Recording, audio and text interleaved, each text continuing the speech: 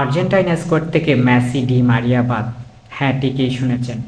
Argentine squad থেকে এবার Messi, D মারিয়াকে বাদ দিয়ে অন্যদের নাম ঘোষণা করা হয়েছে। বলতেছি অলিম্পিকের কথা।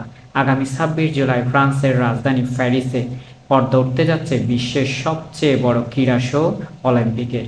সেই অলিম্পিক থেকে আগেই নাম সরিয়ে নিয়েছিলেন ডি মারিয়া এবং মেসিরা।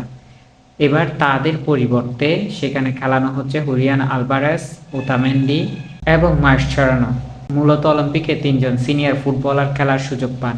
সেখানে সুযোগ পেয়েছেন এই তিনজন: মেসি, ডি মারিয়া, সেই সাথে গোলরক্ষক এমিলিয়ানো মার্টিনেজ অ্যাস্টন ভিলায় খেলার কারণে তিনিও খেলতে পারবেন না। তাই আর্জেন্টাইন স্কোয়াড থেকে সবচাইতে অভিজ্ঞ মার্টিনেজ, মেসি, ডি মারিয়া বাদ পড়েছেন। অন্যরা যারা খেলবেন তাদের নিয়েই অলিম্পিকে বাজিমাত করতে চান আর্জেন্টিনা। আর্জেন্টাইন এই স্কোয়াড কেমন হবে, অলিম্পিকে কতদূর যাবে আর্জেন্টাইনরা, এবং অলিম্পিকে পার্শ্ববর্তী দেশ ব্রাজিল ভালো ভালো ফলাফল দেখালেও বেশ কয়েক বছর আর্জেন্টিনা অলিম্পিকে কিন্তু বেশ নিষ্প্রভ।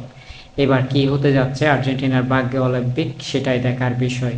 অন্যদিকে চলতেছে কোপায় বেশ অনেক দূর এগিয়েছে আর্জেন্টিনা।